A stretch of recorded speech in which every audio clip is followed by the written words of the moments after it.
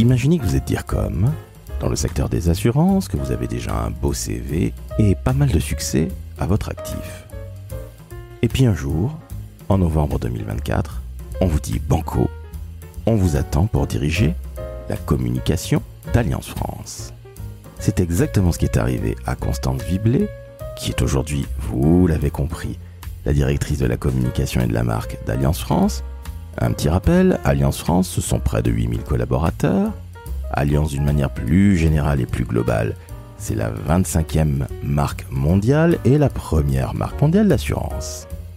Enfin, si je rajoute évidemment Cocorico, qu'Allianz était partenaire des JO 2024 de Paris, qu'Allianz sera également partenaire des JO de 2028 et de 2032, vous imaginez la magnifique pression que vous avez sur le dos. Eh bien, ça tombe bien, Constance va vous expliquer comment elle est arrivée et quelles sont les premières mesures qu'elle a mises en place lors de sa prise de fonction de DIRCOM d'Allianz France.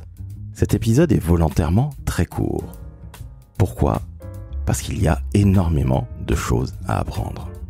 Alors je vous conseille de prendre un stylo, de prendre quelques notes, car cela peut vous servir dans votre carrière, que vous soyez futur jeune diplômé ou un expérimenté dans ce magnifique métier qu'est le nôtre, à savoir la communication.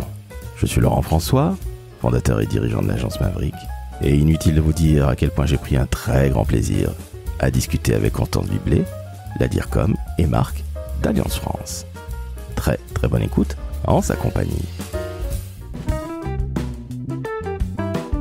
Le décodeur de la communication, un podcast de l'agence Maverick. Tu manageais 45 personnes, je crois, si je dis pas de bêtises, chez Allianz. Donc c'était déjà à peu près kiff bourrique. Mais 50 personnes, tu es d'accord avec moi, Constance, que c'est une belle TPE. Une belle PME, pardon. Justement, plus une TPE. Quand tu arrives, tu te dis quoi ? Je dis, c'est génial, j'ai l'étage pour moi, la défense. Bon, la défense, c'est peut-être un peu moins sexy, mais that's life. Tu as au moins la tour Allianz et elle est tout près du métro, c'est le gros avantage. Ça, c'est cool sur la ligne 1. Mais trêve de plaisanterie, qu'est-ce que tu te dis quand tu arrives ? Tu te dis 50 personnes à manager, ça, je sais le faire. Bah écoute, quand t'arrives, je sais pas, si t'arrives au PSG, tu te dis quoi ? Tu te dis, waouh, je suis en Ligue 1. Enfin, tu vois, mais non, mais c'est ça, en fait. Non, mais t'as tout dit, oui. Bah, ouais. Non, mais, tu vois, ma question était con. Donc, moi, quand je suis arrivée, je vais te dire, je suis arrivée donc, au PSG/Allianz. Eh ben, je me suis juste dit qu'elle changeait. Bon, tu vois, ma question était bébête. En plus, tu parlais du PSG. Où a-t-il été sacré, le PSG ? À l'Allianz Arena, bien sûr. Alors, je le dis tout de suite, pas à Nice, vous l'avez bien compris. Non, à Nice, c'est Riviera. Allianz Riviera à Nice. Et Allianz Arena, c'est à Munich, en effet. Honte à moi. Et donc, c'était à Munich. Et donc, le PSG est champion. Et il y a eu aussi des crétins qui, un peu comme les cyberharceleurs, ont fait des bêtises. C'est la vie. Nous ferons avec. Mais ça n'a rien à voir avec Allianz. Donc, tu te dis, je suis déjà dans la Ligue des Champions, ce qui est tout à fait vrai. Absolument. Quand tu rencontres l'équipe, qu'est-ce qui se passe ? Parce que tu sais, c'est excitant tu arrives à la World Company, on va dire les choses très clairement. Ouais. Tu arrives dans le peloton de tête des marques mondiales, puisque Allianz est 25e marque mondiale. Donc comprenez bien qu'il y a Coca-Cola, il y a Apple, mais il y a aussi Allianz. Donc là, tu dis, ok, là je suis dans la Ligue des Champions. Mais j'ai aussi une équipe. Et moi, je suis, entre guillemets, celle qui va, non pas les entraîner, j'arrête la comparaison avec le football, mais quand tu les rencontres, qu'est-ce que tu dis ? C'est quoi les premiers mots que tu dis ? D'abord, il faut qu'ils m'adoptent. C'est-à-dire que eux, en fait, ils sont sortis. Moi, j'arrive, ils sortent des JO. Hein. Ils sortent des JO épuisés, mais une saine fatigue. Et fiers. Et un esprit d'équipe très fort. Moi, j'ai fait le Vendée Globe quand j'étais chez MACSF en tant que DIRCOM avec un bateau sponsor titre, mais je vous assure que c'est aussi faire le Vendée Globe. Hein. Donc j'ai fait le Vendée Globe et on avait loué pendant 4 semaines une maison au Sable d'Olonne où on avait décentralisé tout le service com, on habitait ensemble et tout, c'était formidable. Et donc je sais ce que c'est de vivre ces expériences ultra intenses, jour et nuit, etc. Donc je suis arrivée là et je me suis dit, mais comment je vais me faire une place dans ce collectif super puissant, super soudé ? Et moi, j'arrive et j'ai pas vécu ce qu'ils ont vécu ensemble. Donc déjà, je suis arrivée humblement en me disant, bon, quelle va être ma place là-dedans ? Et puis comme c'est des gens formidables, très ouverts et très accueillants, je me suis dit ça 2 minutes. et ça a été non seulement extrêmement chaleureux, sympathique, beaucoup de confiance tout de suite. Et puis en fait, ils ont presque pas eu le temps de souffler parce que quand on sort de JO et qu'il y a une nouvelle DIRCOM qui arrive, hop, on remonte en selle tout de suite et finalement on avance et on construit là ensemble avec. Moi j'ai une super équipe, mais sur les 50, tu te doutes bien que j'ai un râteau et j'ai juste avec moi dans ma garde rapprochée des gens qui sont exceptionnels, que je salue et que j'embrasse. Et que tu peux citer. Affectueusement. Et que je peux citer, absolument. Donc, il y a Christophe Despons qui est sur la partie pub, marque, réseaux sociaux, accompagné donc de Laura Baudouin sur la pub et Julie Drémière sur les réseaux sociaux. Ensuite, j'ai Nicolas Vidal qui a toute la partie interne et événementielle, accompagné de Benjamin Breil qui est sur la com interne et Pauline Couturier qui est sur la partie éditoriale. Ça, c'est un nouvelle équipe que j'ai montée, vraiment très éditoriale, les journalistes internes. Hein. Ensuite, j'ai Estelle Ardouin qui a la partie presse et éditoriale externe. Et on la salue, Estelle. Voilà, on la salue, tu l'as vu récemment en effet. Absolument. Et puis Astrid Delatour qui, elle, ça aussi c'est un nouveau pôle que j'ai monté, qui a ce pôle projet 360 et qui est là pour adresser vraiment les sujets d'entreprise en mode 360. On la salue également Astrid qui en plus est jeune, je ne sais pas quel âge ont les autres, je ne connais que Estelle, non pas qu'elle ne soit pas jeune Estelle, mais Astrid me semble un peu plus jeune qu'Estelle, je ne fais pas... Tout à fait, Estelle est très jeune, elle a mon âge. Oui, voilà, donc elle a 22 ans aussi. Ben voilà, il y a beaucoup de jeunes en fait chez Allianz. Hein. Tu parlais de ça. Je salue évidemment Astrid et Estelle. Donc, très grande équipe, mais tu as l'habitude. Tu recrées les pôles. C'est quoi les premières actions que tu mets en place ? Alors, donc, plusieurs choses. Comme je te disais, donc tout de suite, recréer les pôles et les embarquer dans un projet et dans une vision en reliant tout de suite avec la strate d'entreprise.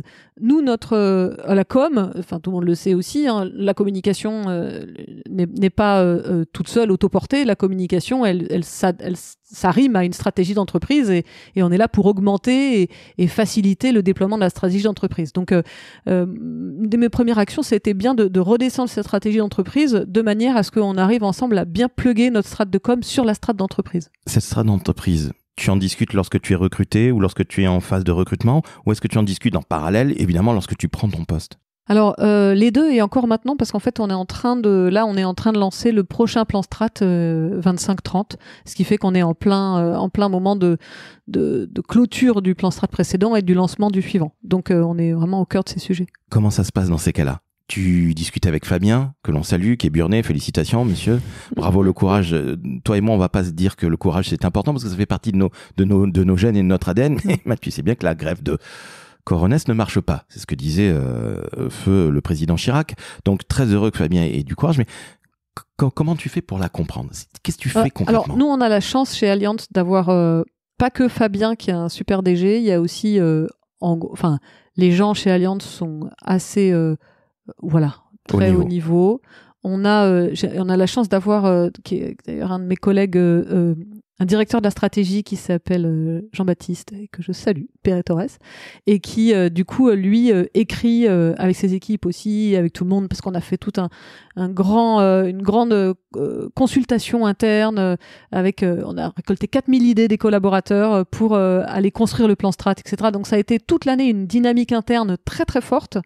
Et ce qui fait que en travaillant avec la direction de la stratégie vraiment main dans la main, on arrive ensemble à faire toute la narration. Nous, notre boulot étant de faire la narration du plan stratégique. Je vais être extrêmement basique. Tu rencontres régulièrement, vous vous parlez à la on se parle tout le temps, tous. Enfin, c'est très.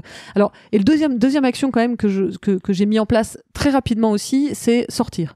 Sortir, c'est-à-dire j'ai pris des adhésions massive pour mes collaborateurs qui le voulaient, à l'Association nationale de communicants notamment, ce qui leur permet de s'aérer l'esprit, voilà, sortir. Je veux que les communicants sortent, aillent voir ailleurs, aillent sentir l'air, aillent voir ce que font les collègues, etc. Et pour moi, c'est extrêmement important. Ça, c'est un petit peu le problème et dans l'avantage d'Allianz, c'est que Allianz, c'est tellement gros que c'est un monde en soi. Et on met beaucoup de temps avant de toucher les murs et on les touche jamais en réalité. Et donc finalement, on peut passer une vie entière au sein du monde Allianz sans jamais s'embêter parce que de toute façon, on n'en touche jamais les contours tellement c'est vaste. Tu restes dans ta tour. Exactement. Et donc, ça, c'est un super avantage parce que du coup, il y a des opportunités de mobilité, on voit tout le temps du monde différent, etc. Donc ça, c'est super. Mais ça reste un monde fermé aussi, quand même, malgré tout, même s'il est très vaste. Et donc, on va moins naturellement voir ailleurs. Moi, j'étais dans des structures plus petites où forcément, on a besoin absolument d'aller voir ailleurs parce qu'on est très vite dans les limites on touche très vite les murs.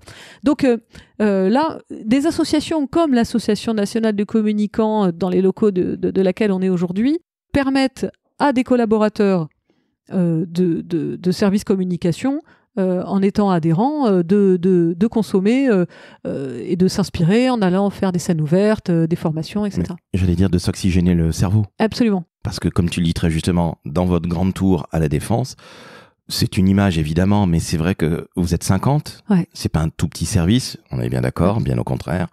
On peut être vite happé par tout ce qui se passe dans un groupe mondial comme Allianz. Mais bien sûr, mais en réalité, moi je l'ai vu dans toutes les entreprises où j'étais, en fait il faut faire l'effort de sortir. Naturellement, on le fait pas parce que il y a le quotidien, il y a le boulot, il y a tout ça et donc moi je leur ai dit écoutez, moi je prends j'ai pris 17 j'ai dit, je vous propose de prendre 17 adhésions, les 17 premiers qui lèvent la main. Et du coup, je me suis dit, j'ai pas fait en fonction du grade ou quoi que ce soit. J'ai dit les 17 premiers qui lèvent la main en considérant que s'ils levaient la main, c'est qu'ils étaient intéressés. Voilà. Et après ça, ils reviennent, ils partagent aux autres. Et justement, qu'est-ce qu'ils disent, ces 17 qui ont eu cette chance-là? Ou les 17 plus courageux, ou les plus rapides, ou les plus téméraires? Appelle ça comme tu l'entends. Ils sont ravis. Ils sont ravis parce que ça leur permet vraiment d'avoir des inspirations, de voir ce qui se fait sur le marché, de rencontrer des collègues. Alors on a célébré ça aussi au mois de mai puisqu'il y avait la soirée des Grands Prix de l'Association nationale des communicants et on a l'extrême honneur d'avoir eu le Grand Prix avec un vote en live des 600 communicants qui étaient dans la salle, qui ont voté. Donc juste je vais faire un tout petit mot là-dessus. Le Grand Prix c'était le 39e si je me rappelle, 38e, 38 ou 39, je sais plus. Donc ça fait assez longtemps qu'on organise des Grands Prix. C'est très très compliqué d'organiser une soirée de Grand Prix qui soit pas enquiquinante. Et donc nous, chez nous, on a décidé 3 choses. La première chose, c'est que on remettait l'art du pitch au centre parce que finalement les agences, c'est quand même leur job. Nous communicants, on est des pitchers. Et donc il y a des sélections. Alors on avait près de 200 dossiers cette année. Il y a des sélections avec un jury de 40 professionnels. Et ensuite le trio les 3 derniers sélectionnés viennent pitcher lors de la journée des jurys ici. Donc ils pitchent. Donc déjà ils sont obligés voilà. Et une fois que après ça, deuxième chose qu'on a voulu garder, c'est le secret, c'est-à-dire que personne ne savait qui avait or, argent ou bronze. Donc ça aussi, on voulait y mettre un petit peu d'adrénaline, un petit peu d'émotion. Et puis le dernier truc aussi, on s'est dit mais on a 600 communicants dans la salle, c'est à eux qu'on va faire voter le Grand Prix en faisant pitcher les 5 sélectionnés. Donc, ce qui veut dire que tu n'as pas du tout été partie prenante. Voilà. Je tiens à le dire parce qu'il faut que ce soit quand même super carré. Exactement. Donc, en fait, on a bien fait attention à ça parce que Allianz était sélectionné pour le Grand Prix. Je n'ai pas participé à rien du tout, ni même à la première sélection à aucun moment. Et ça a été voté en live devant des mains innocentes, des témoins qui étaient là. Et j'ai découvert en même temps que tout le monde le palmarès. Et donc, on a gagné. J'étais extrêmement fière, et voilà. Donc ça a été aussi l'occasion de célébrer parce qu'il y avait là tous ceux qui étaient adhérents et même plus d'ailleurs, et donc on a aussi célébré cette victoire ensemble. Et quelque part, c'est aussi un moment de cohésion. Toi qui n'as pas vu de cohésion, d'inspiration, ouais, exactement. Voilà, c'est fini pour ce mini-épisode. Constance va revenir et elle va vous parler cette fois-ci de l'Association nationale des communicants. Ciao, ciao.